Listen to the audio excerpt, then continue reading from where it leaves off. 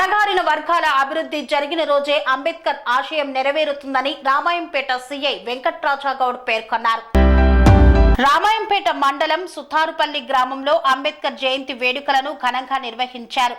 అంబేద్కర్ జయంతిని పురస్కరించుకొని నూతనంగా ఏర్పాటు చేసిన అంబేద్కర్ విగ్రహాన్ని సీఐ వెంకట్రాజగౌడ్, ఎస్ఐ బాలరాజు ఆవిష్కరించారు.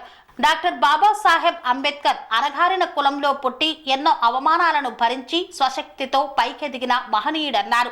తనకు తానుగా పైకెదిగి ప్రజలకు దిశానిర్దేశం చేసిన మహనీయుడు డాక్టర్ బాబాసాహెబ్ అంబేద్కర్ అని కొనియాడారు. ఆయన ఆశయ సాధన కోసం ప్రతి ఒక్కరూ కృషి చేయాలని పిలుపునిచ్చారు. ఈ కార్యక్రమంలో ఎస్ఐ బాలరాజు, తాజా మాజీ సర్పంచ్ సంధ్య ఉమామహేశ్వర్, మాజీ సెక్రటరీ పద్మా వెంకటస్వామి గౌడ్ తదితరులు పాల్గొన్నారు. అంబేద్కర్ ఎక్కడ ఉండి చూస్తూ ఉంటాడు, కానీ మనం జై భీమ్ అన్నంత మాత్రాన అంబేద్కర్ సంతోషంగా ఉంటాడని నేను అనుకుంటాను.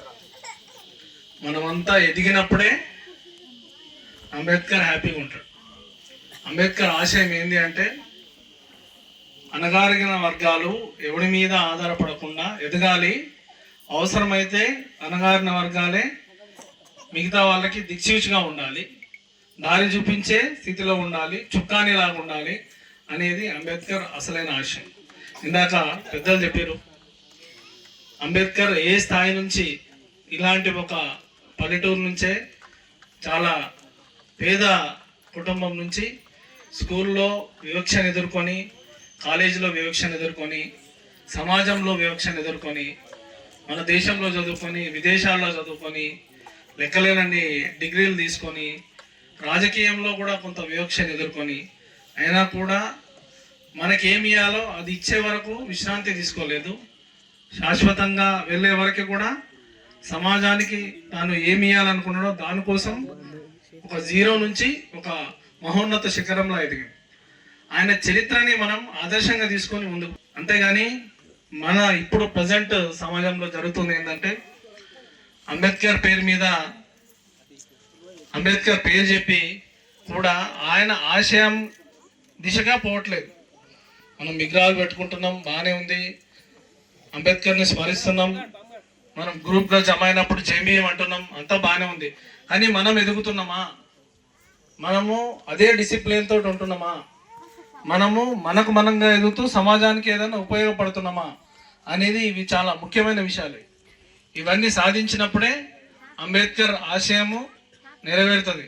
అంతే తప్ప మననెవరో వివక్ష చూపిస్తున్నారు, మననెవరో తక్కువ చేస్తున్నారు. నువ్వు చేయాల్సింది ఏంటంటే నువ్వు ఎదగాలి. ఫస్ట్ నువ్వు ఎదిగితే అందరు నమస్తే పెడతారు నీకు. కరెక్టేనా కాదా? ఫర్ ఎగ్జాంపుల్, నేను ఒక బీసీ కులంలో పుట్టిన, ఒక పేద కుటుంబంలో పుట్టిన, ఊర్లో మేము చిన్నగా ఉన్నప్పుడు మమ్మల్ని ఎవరు పట్టించుకునే పోయాలి కాదు. మామూలుగా ఒక కళ్ళు దుకాణంలో పనిచేసే కుటుంబంలో పుట్టిన నేను. కళ్ళు డిపోకి పోయేది, కళ్ళు అమ్మేది, కళ్ళు సీసాలు ఎదిరేది, ఇవన్నీ పనులు చేసేది నేను. అప్పుడు మమ్మల్ని ఎవరు పట్టించుకునేది కాదు. ఇప్పుడు ఈరోజు పోతే అందరు నమస్తే పెడతారు. ఎక్కడొచ్చింది ఆ గౌరవం మనకి? నేను కష్టపడి ఎదిగిన కాబట్టి వచ్చింది. అంబేద్కర్ అది చెప్పిండు, నువ్వు ఎదుగు, నువ్వు నిజాయితీగా కష్టపడు, నువ్వు ఎదిగితే ఆటోమేటిక్గా అందరు నమస్తే పెడతారు. గౌరవం అదే నీ దగ్గరికి వస్తుంది, వెతుక్కుంటూ వస్తుంది. మనం ఎన్నో నిందించాల్సిన పని లేదు. మనను తక్కువ చేస్తున్నారు, మనను తొక్కేస్తున్నారు అని మనం ఎవరిని నిందించాల్సిన పని లేదు. నిన్నెంత తొక్కితే నువ్వు అంత పైకి లేవాలి. నిన్ను తొక్కేవాడు కాలు ఎరిగేంత స్పీడ్గా పైకి లేవాలి. అప్పుడే ఈ సమాజంలో నీకు గుర్తింపు వస్తుంది. ఆ గుర్తింపుతో పాటు ఆ సమాజానికి నువ్వు ఉపయోగపడినవాడు పడతావు.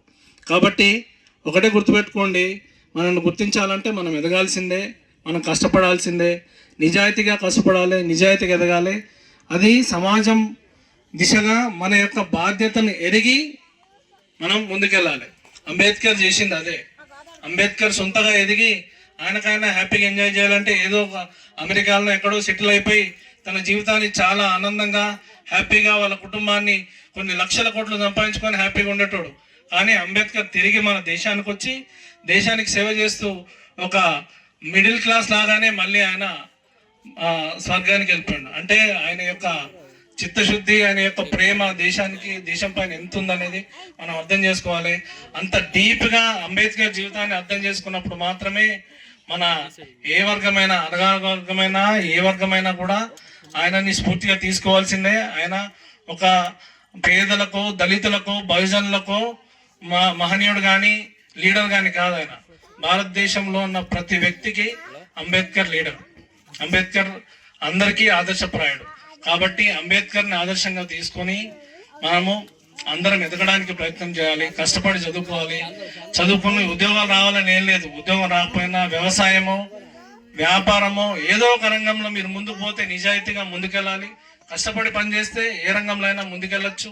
కాబట్టి అంబేద్కర్ ఆశయాలను ముందుకు తీసుకెళ్తూ ఈ దేశానికి, తద్వారా ఈ ప్రపంచానికి కూడా మన దేశాన్ని గొప్ప స్థాయిలో నిలిపే విధంగా అందరూ కృషి చేస్తారని ప్రగాఢంగా నమ్ముతూ ముగిస్తున్నాను. ఈ అవకాశం ఇచ్చినందుకు మరొకసారి ధన్యవాదాలు. తెలుసు. Thank you. సార్ చాలా చక్కగా వివరించిండు. చూసినా కృషి ఉంటే మనుషులు ఋషులు అవుతారు. కాబట్టి చాలా చక్కగా వివరించిండు. సెరెనిటీ మోడల్ హై స్కూల్ విద్యార్థులకు అమ్మఒడి, సామాన్యులకు అందుబాటులో ఉన్న బడి సెరెనిటీ. మేడ్చల్ జిల్లాలో మేటిగా నిలిచి సాటిలేని ఫలితాలను సాధిస్తున్న నంబర్ 1 స్కూల్ సెరెనిటీ. మా ప్రత్యేకతలు: ప్రతి విద్యార్థి పట్ల వ్యక్తిగత శ్రద్ధ, activity based learning and digital classrooms, computer lab, 100% ఫలితాలు, sports and cultural activities, yoga, abacus మరియు Vedic maths education. Please visit Serenity Model High School, Nagaram. Admissions are in progress. Call 040-271-46899 and 040-271-48699.